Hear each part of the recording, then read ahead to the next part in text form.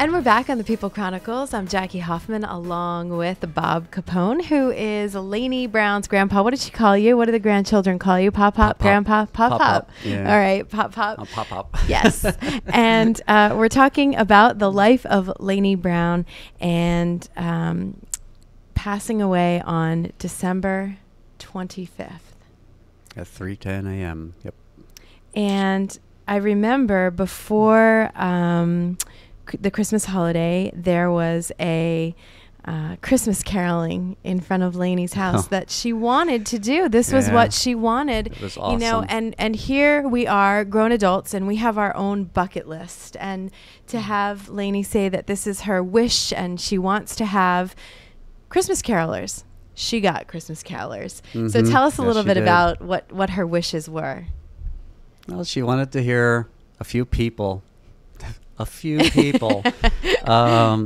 sing Christmas carols in front of her house. And when we heard about that, there's a gentleman out, it's called Lights at Beach. It's out in Temple. He does a Christmas light show every year. Well, he came over and decorated the whole front of the house with lights. And then the Relay for Life team heard about the few Christmas carolers Just that a she couple. wanted. And they got involved and started putting the word out. Well, next thing you know, it showed up on Team Laney page, which is back again. Yay! Yes, And, Team Laney on Facebook. For those of you that are huge with social media networking, that's big on Facebook. Team Laney, is that Team the name Laney. of it? Yeah, Team it's on Laney. Facebook. Okay. Just type in Team Laney and you'll find her. And anyhow, it started on there. Well, 5 people were going to show up, then 20 people were going to show up, and then 450 people were showing up. Then it was over 800 people. Next thing you know, we're up to 2,300. Until it was all said and done, there was over 8,000 people showed up to sing Christmas carols. It was absolutely most incredible thing I've ever seen. I've never seen anything like it. It was amazing. And the coolest part about it, and what touched me the most, is everybody that was there for her. The police set up all kinds of cruisers and everything all over the place to take care of traffic. They were worried about possible people getting rowdy or whatever, but everybody was perfectly fine. The officer came over to me. He says, "I've never seen this many people together and not a single incident happened the entire night." There wasn't. It Nothing. was amazing. The traffic came in and went out. People came in, they went out, and everybody was just overjoyed that they could actually be there just to do something for her. And that is how it's supposed to be. Exactly. And, just to see the community together, and the very next day, and, I do want to go back and ask you personally, was Laney able to see what was going on that night? Was she able to hear what was going on? She heard it, yes. She was home that night? She was home that night. She was in her bed. She was able to hear it. We opened up the doors, and people really, really caroled out, and she did hear it. Good. It wasn't for a whole lot of time. I mean, she was kind of like in and out with the drugs and stuff they had with her, but there were a couple of times where she did hear it. In fact, there's a Facebook picture with her thumbs up, and that was one of the times where she was awake enough that she could hear, and she loved it. She loved it, so it was great. And what was even better, the very next day, I saw the video everywhere. I mean, we're talking. It was name some of the worldwide. places. Yeah, I mean, I was floored. Well, the first we heard about was in Colorado. Then it was out in California. Then we heard it was in Australia.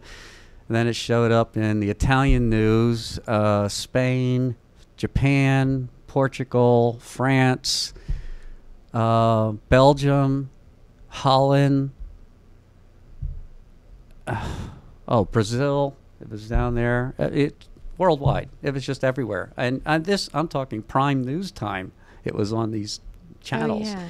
It was like, and it wasn't amazing. And like you said, it wasn't about the community and what they did. It was the story of Laney and what Laney wanted. And, right, exactly. That's what made it special. So, I think it's a story of understanding Laney's heart and how big her heart was. And Yeah. you hope that what people learned that night and what people saw that night and what people were able to understand from Laney doesn't go away. That No. it's not just once and done. You know, Yeah. you want people to have that domino effect on each other, not just then, you know, not just now, but all the time. Well, I've learned through my life. Ever watch that movie, Pay It Forward? Yes. Well, after I watched that, I thought, that's an awesome way to think about life. And, you know, I've always done that ever since I seen that movie. And, you know, once Laney started teaching me how to be a better person, I just saw how she took that and went to another level. And so I think that was probably the biggest impact on my life. And, you know, I'm to the point now where if I can help anybody, you know, that's what I'm going to do. And I don't look for anything in return. You know, it's just, like I said, if everybody in this world could be like Laney, what a wonderful place this would be. That's a song, isn't it?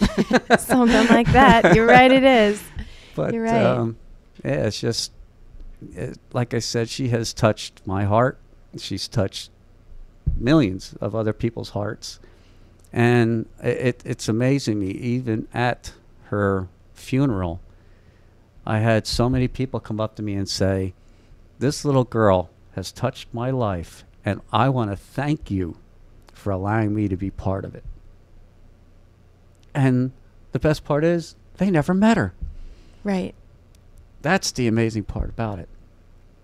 So it's, like I said, you know, it's everything that she's taught me about what it is to be a Christian.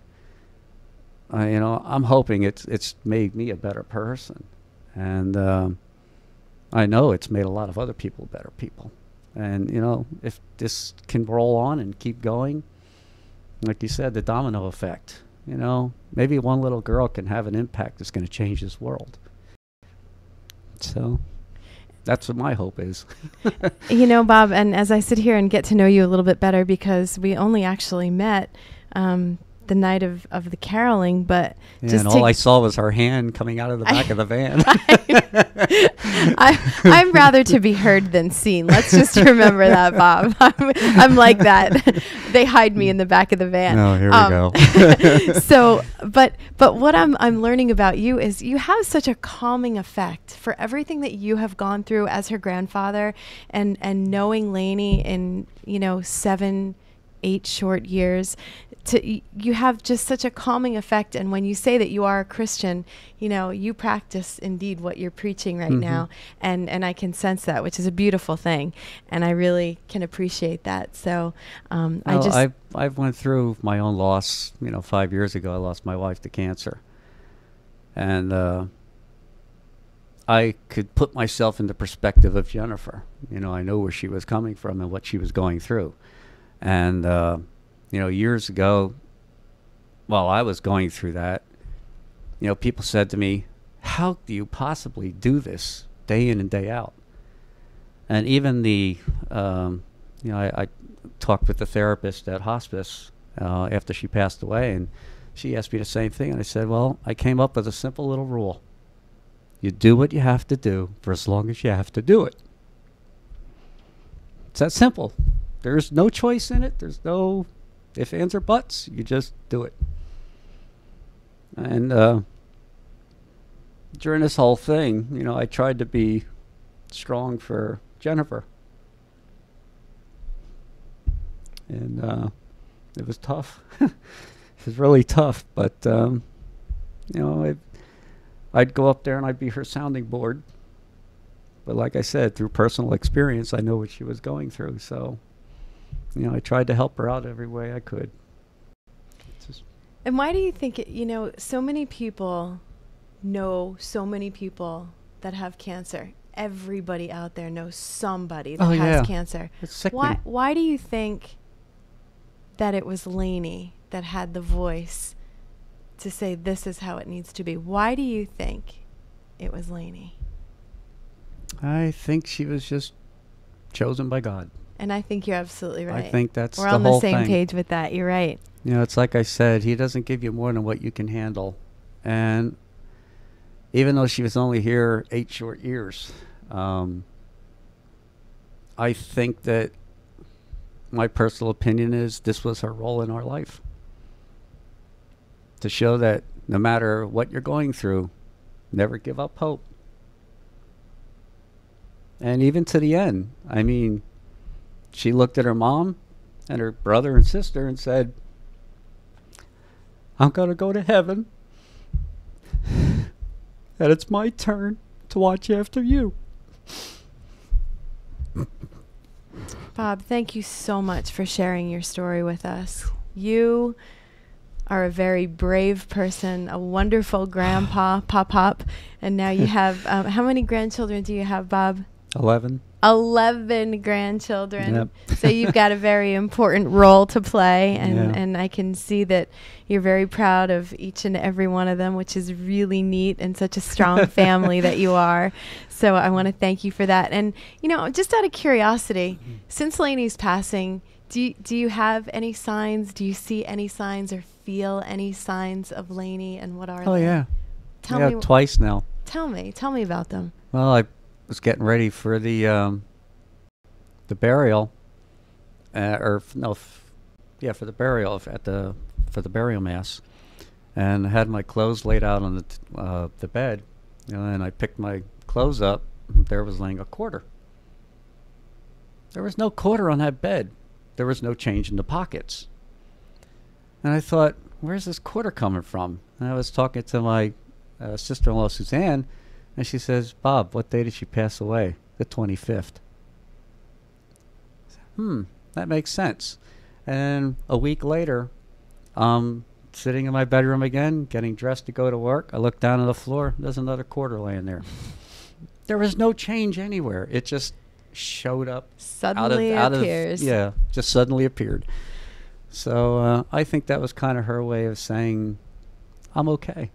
Good. So, Good. you know, plus we saw a whole bunch of pink sunsets, and pink was her favorite color.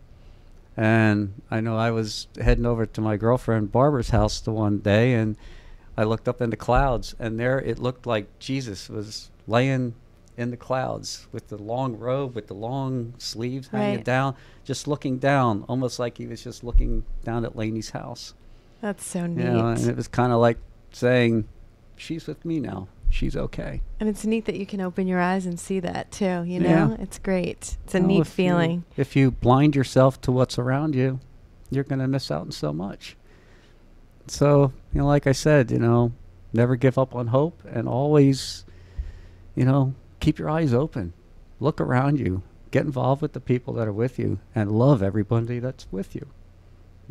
You know, it's just that simple. It's a That's great what life's story. all about. It's a great story, Bob. Thank you for sharing. You're welcome.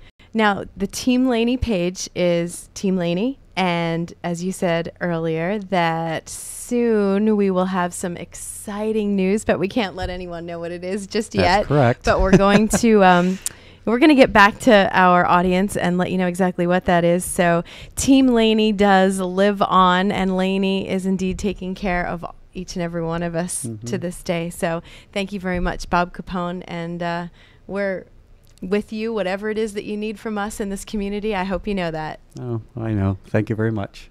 I'm Jackie Hoffman, and these are the PEOPLE Chronicles.